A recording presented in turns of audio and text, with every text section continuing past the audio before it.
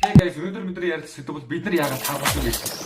Энэ сэдвийн маань их сурвалж нь Оросын эрүүл мэндийн сургуулийн илүүдэлчин ба таргалалт дэмжлэг зориулсан гарын авлага гэсэн нийтлэлийг монгол хэл дээр хөрвүүлсэн байснаас нь олж уншаад би та нартай мэдээлэл хуваалцах шүү за. За тэр бүгд рүү дэлхийд сүүлийн 20 жил Америк нэгдсэн улсад 1960-аад оноос хойш илүүдэлчин таргалалт гэдэг зүйл тахлын хэмжээнд тархчихлээ.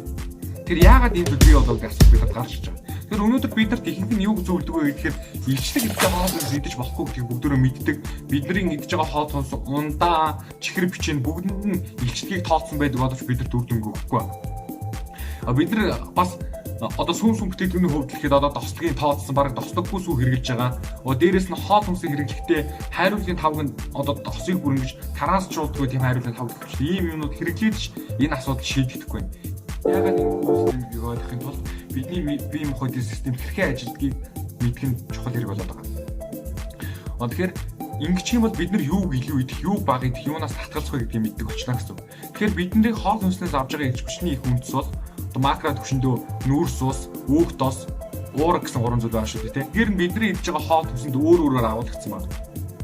Тэгэхээр эртний эрдэмтэд судлаад тухайн үеийн багаж хэрэгслэр судлаад маш энгийн хариулт өгч байна. Тэр нь бас ялгаа байхгүй илчлэг багтаа хоол хүнс хэрэглээл гэж зөвлөжсэн. Бид өнөөдөр жин зөвлөгөө мөрдөж байгаа. Харин сүүлийн үеийн эрдэмтэд судалгаа шинжилгээ өгч үзээд энэ ч тийм амаргүй юм байна дүгнэлтэнд хүрсэн байна л да.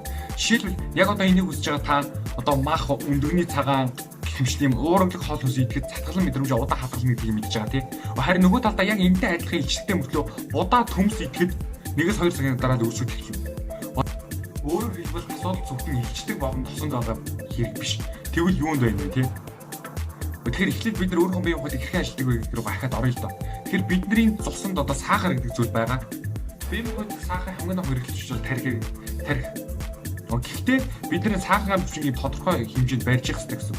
Энэ сахар маань илүүдэх юм уу дутагдах юм бол бидний бүх биеийн үйл ажиллагаараас гадна тархины үйл ажиллагаа муудах гэсэн.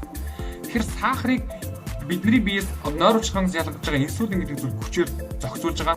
Илгэний тусламжтай сахар нь өөхөж хувраад тэр нь бидний бие махбодод өөхний эслүүдэд ингээ хөрвүүлэгддэг байна.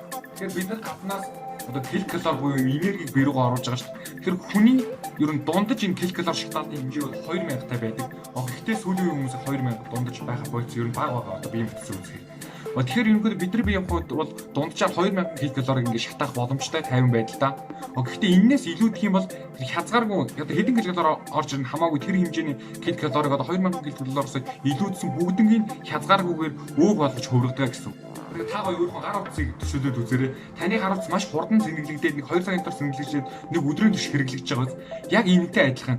Жишээлбэл бид нар за нэг бялууг 2 минут за 3 5 минутын дотор лийчиж 500 килокалорт бялуу идэхэд та тэр 500 килокалорийг шатаахын тулд доор хаяж зааланд 60 минут тасгал хөдөлгөөний шаардлагатай гэсэн үг байхгүй. Тэгэхээр бидний бие махбод яг ингэж ажиллана. Бидний энэ үндсэн зарчмуудыг ойлгосноор дэлхийн нийт эрхийн тархлын асуудлууд нь зүгээр л энгийн нөөцийн хэрэглэнээс болж ирсэн байна гэдгийг ойлгох юм байна.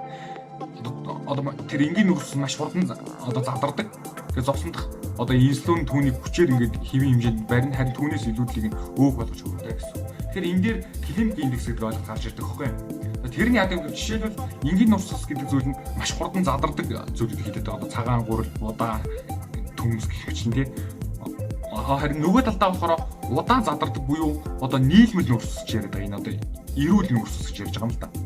Энгийн нөөц буюу хурдан задардаг сахар нь бидний нойр хувцасгаад явах урвалыг хурдсгаад ингээд биднэрт юм идээгүй шиг мэдрэмж төрнө гэсэн. Тэгээд бид нар ахаа чихэрлэг юм идэхийг хүснэ. Ахаа түүнийгээ идэн тэр нь илүүдл нь өөх болж хувирна.